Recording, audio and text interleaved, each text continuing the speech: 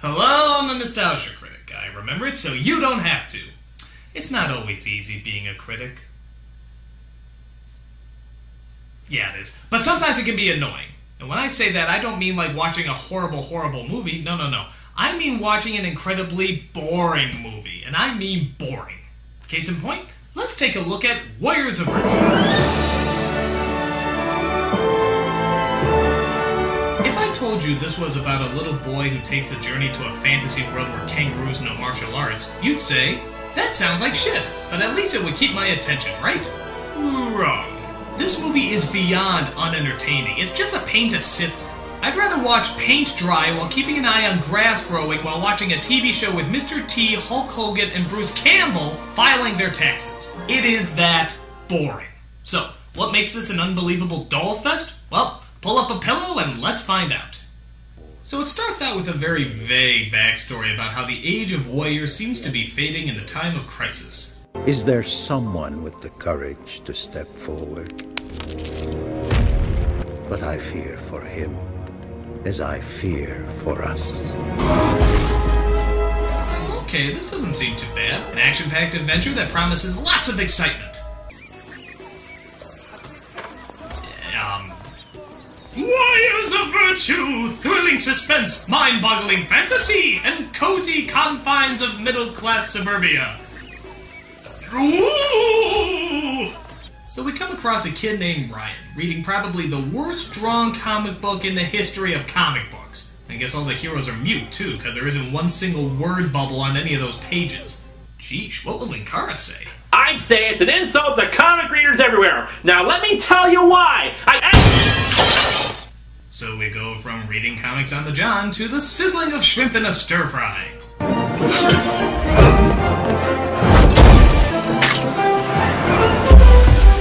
Alright, even Iron Chef doesn't show off this much, guy. Just friggin' relax. Okay, do you really need to jump kick the faucet? I mean, is it absolutely necessary?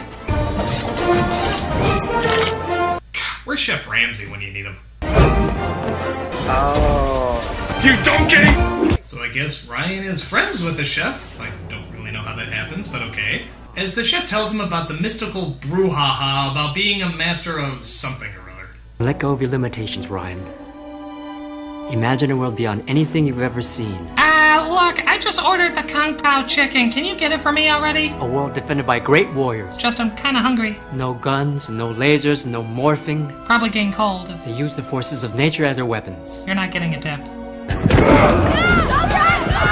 Okay, now we're in a sports movie! What the hell's going on here? Can you pick a friggin' scenario? So he's a water boy on a football team because he has a limp leg that doesn't allow him to play.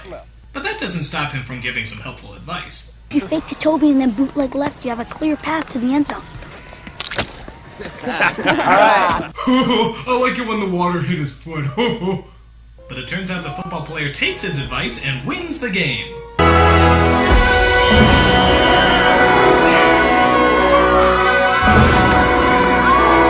Okay, we officially entered into a different movie. I don't know if they got a new director or if a few pages of Rudy accidentally got mixed into the script, but this isn't the same film we started out on.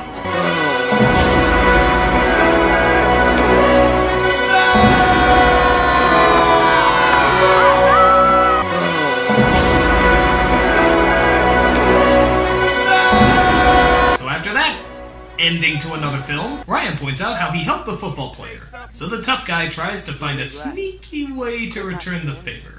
You want to hang out with us tonight? Yeah, sure. Cool. We'll be around the Orna Tunnel about 8 o'clock. Great, we'll be there. All right. It's a trap! So it goes back to every kid's favorite hotspot, the Chinese kitchen, where he gets in trouble misunderstanding what one of the chefs is saying. 哎，你什么时候进来的？哎，谁让你进来的？哎，你小兔崽子！你看你缺了缺气的，碰着你怎么办？吃饭到前头去吗？ Look, I'm sorry, okay? 讨厌的小兔崽子，成你他妈个起哄他妈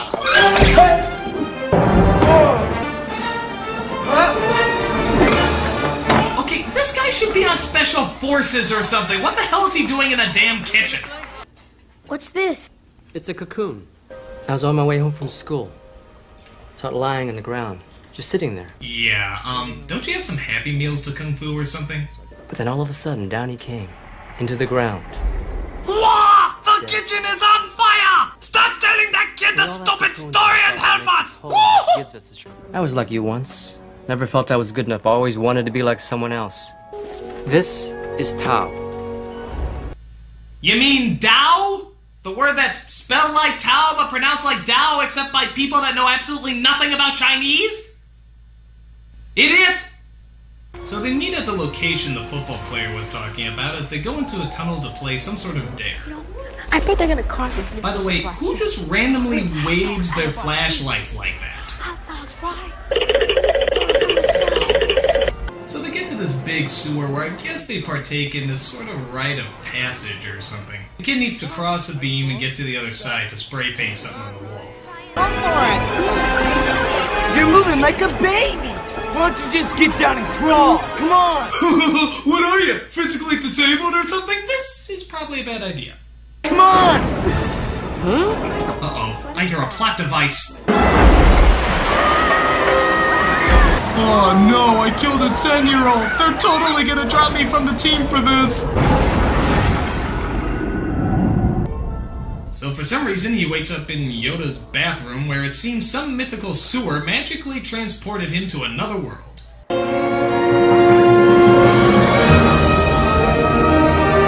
Oh no, he's in Fern Gully! Ah! So he looks around the whimsical world when he suddenly comes across a very interesting looking character. Excuse me, can you tell me how to get to the set of Tank Girl? Well, I didn't think it was that bad of a movie. So while screaming at things and running away, he notices something very interesting. My leg works. It worked! Yes! Yay! Yay! Oh, I think I just broke it again! Son of a bitch! Blue 42!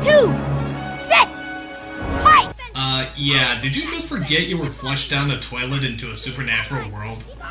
Just thought I'd remind you. The fight! So he's attacked by that little guy from Twin Peaks, but then is suddenly saved by... Roller Girl? We're not safe here. Come on. Meanwhile, on the set of Dune, we see our villain named Komodo. I brought you this. It's from a boy. He's a newcomer. Newcomer? The monarch is not pleased. General Grillo, I ask you this. What's the point of power if you don't abuse people? I'm trying to do every Johnny Depp performance I've ever seen. My lord, it's the symbol of Tao. Oh, really? The symbol of Tao? Boy, how dare you! You must be a very tearing person to dispense such tea-pressing information! So Ryan and his new friend talk about where he is. Who are you? Where am I? I'm Alicia. You're in Tao. Tao, goddammit! He said if it was ever returned to Tao, Tao! it could change everything. When he came to Tao, he Tao! had ways of peace You know and what? harmony. It's your fictional bullshit. Just call it whatever the hell you want. So they arrive at their town, which kind of looks like the Narnians if they had landscaping by the Ewoks, as their leader comes forward to give them some news. We cannot let our fears defeat us. Master Chung, we have hope. A newcomer has arrived. He's too small to be a newcomer. Houston, we have a problem. And that's my final answer, because my heart will always go on right after I get jiggy with it. Alicia said you have brought the manuscript. It is important, newcomer. The name is Ryan Jeffers. Bitch! Show me the Warriors of Virtue, please. So Master Chung shows him the Teenage Mutant Ninja Marsupials as he describes their character traits that will not really be examined outside of the fact that he just lists them. This is Lai, virtue of order, the stability of wood. He is also an alcoholic. Chi, virtue of high wisdom, often playful. And closet homosexual. Shun, the virtue of loyalty. In her spare time, she writes for Business Week magazine. It pays little, but the price is great. Yi, virtue of righteousness. He used to open for Jimi Hendrix. Tough guy to work with, I hear, but I don't know. I wasn't there. So while admiring these Joel Camel Easter bunnies, Chung asks Ryan the important question. He is a newcomer, and he has brought something important to us. Now, Ryan Jeffers, may we see the manuscript? Oh, wait a minute. Why did you wait until night to ask him that question? It was right there. You started to bring it up. I mean, what the hell happened in between those scenes? And he has brought something important to us. Oh, dance time.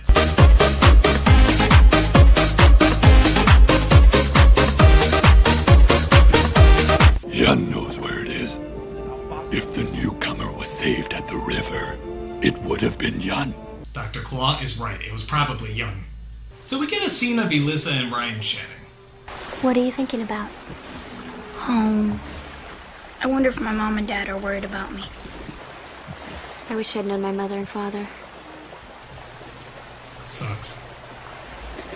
They died just after my brother and I were born. Master Chung looked after us. So one boring backstory later, she takes him to some old memorial where all these statues stand. But after the war in Tao started... Isn't this just riveting? All this was built in honor of the Rus.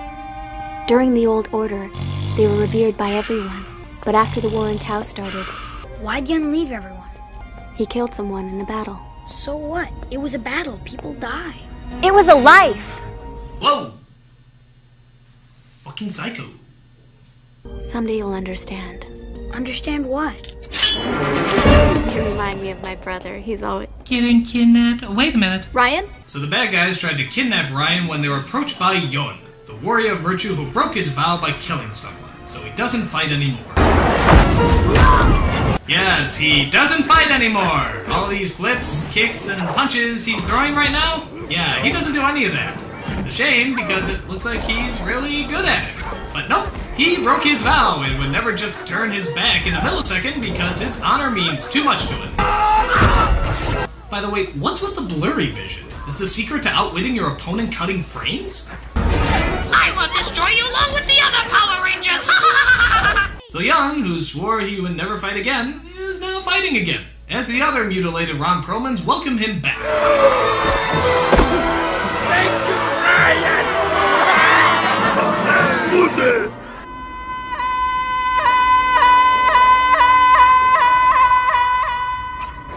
My lord. Wait. You can't just pass over that scene. I mean, what the hell was that? Is that like a Tarzan alarm clock? Is it a crowing rooster whose balls are getting crushed? What movie? What? So after that, we get another scene with King Fapir. But if the manuscript can harm us, why don't we just destroy it? It cannot be destroyed.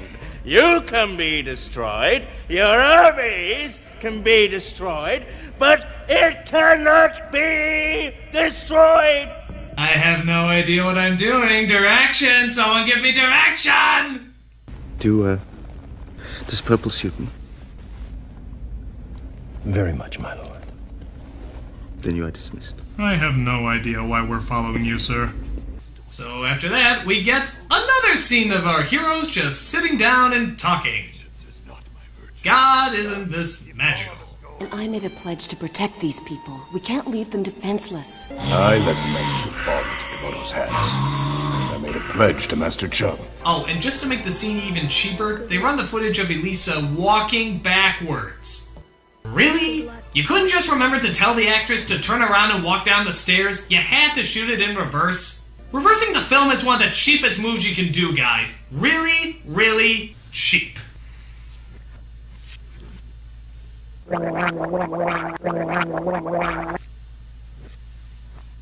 Meanwhile, at the home of the Honey Nut Cheerios bee, we see that Alicia is a traitor who's planning to betray her fellow friends. Your guilt is obscene. It was a life! I guess no one can say that without screaming! So after playing Duck Duck Goose here, we return back to Ryan, who starts talking to the mini-me version of Andy Serkis, who says he has the manuscript. Show it to me. Are you crazy? It's hid where no one's gonna find it but me. But I'll take you there. It's a trap! The manuscript's not theirs. That's yours. Has anyone noticed how incredibly boring this is? Huh? Want to stay here forever? Never see your family? No, look, I can't leave them. They move me here. Oh, and he's captured again. Gee, I sure hope there's someone to rescue him, making this moment entirely pointless. And the boredom comes full circle. Komodo's lies have blinded your vision. You know, I don't think that blurry vision is gonna make two people talking seem more exciting. It's still boring. So we cut to the warriors as they plan to sneak into Komodo's palace to get the book back. Yeah, it's too easy. It's a trap! Alicia, what are you doing here? Oh, are you really that surprised, Jan? Sure, like it was alive. Thank you for hanging around. Yes, I just said that line. We at the World of Tao have no cinematic shame. You come uninvited into my lair, animals that you are, and I'll enjoy your life spring for dessert. No! Yes! Now allow me to continue shouting at random! So he tries to drop them in a mechanical slicer and dicer, but they manage to escape. So you think this would mean the action is on, right? No! We still have more scenes of pop Tao philosophy. What matters is not what you gain there, but in your heart. You know what? Screw it. I'm just gonna see how the bears are doing. I want it to be strong, like it is now. Do you consider the warriors of virtue strong? Those like Komodo use negative kung to kill and destroy. Damn those painters! But Komodo finally arrives to turn up the heat. What is this guy's problem? Is he just hyped up on ecstasy? Why are you even intimidated by him? The guy's hilarious. It's like he gets sillier and sillier as the movie goes on.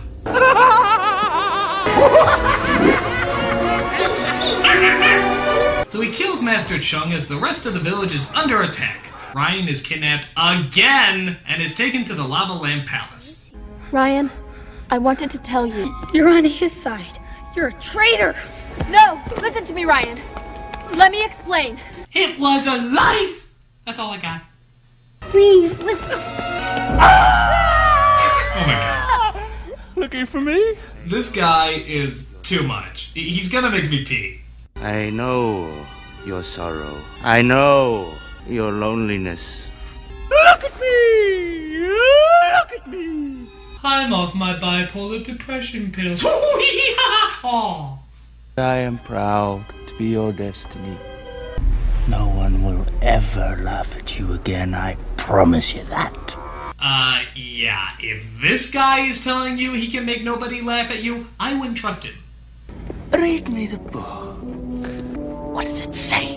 And then, in one of the oddest moments, and trust me, that's saying a lot, Ryan says one of the most bizarre things in a kid's movie. Shit happens. Shit. Happens. Shit happens. Shit. Dude, guys, what's with the potty mouth? Like 3 more of those and you get a PG-13. You can't read the book, can you? Can you?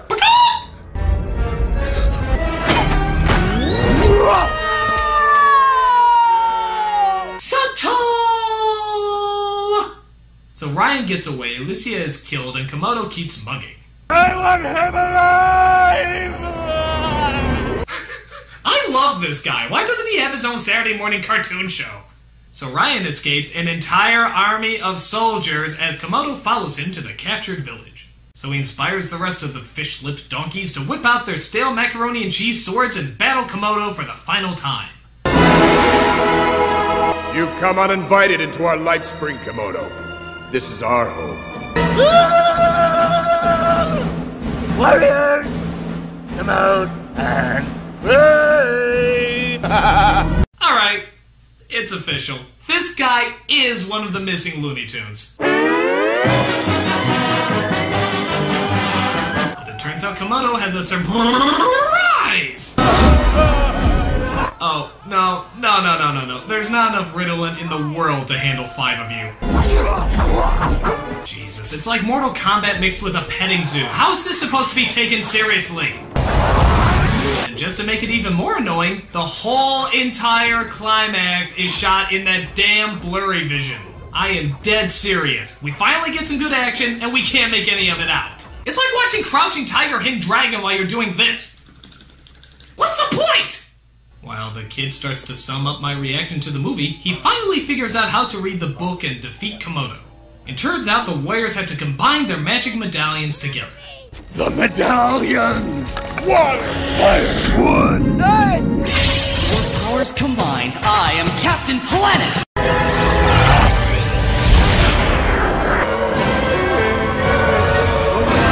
Oh, I have so much more scenery to chew!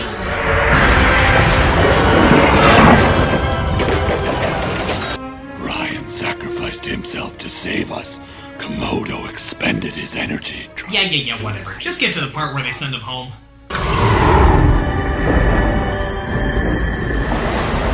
Are you interrupt, Jeffers? Oh no, the movie's starting over again! Ah! So this time around, he doesn't cross the beam and instead goes home. Good God, I've never been more relieved to see boring suburbia. So Ryan goes home, kisses his mother goodnight, and then takes another look at the cocoon from earlier. Huh, I guess they forgot to write this into the story. Hey, Bravo. Do you want to hear about Tao? Huh? You mean Tao, you dumb shirt? So that's Warriors of Boredom, Virtue. And I have to admit, for a movie about martial arts kangaroos that battle an overactor in black mascara, I'm pretty underwhelmed. It's just boring in every comprehension of the word. The kangaroos have no character, the kid is not interesting, the philosophy is phoned in, the world is unimaginative. Only thing I kind of like in this movie is that weirdo villain. And that's just because he's so over-the-top bad. Now, to be fair, this guy has done a lot of good serious work, like in Braveheart, Titus, and so forth. So I really credit this more to bad directing than I do bad acting. But hey, at least it was entertaining, which is more than I can say for the rest of this stupid film. My advice, if you really want to see this film, just watch Kangaroo Jack and Enter the Dragon, both at the same time while doing this. That at least would be more entertaining. I'm the Nostalgia Critic, I remember it, so you don't have to.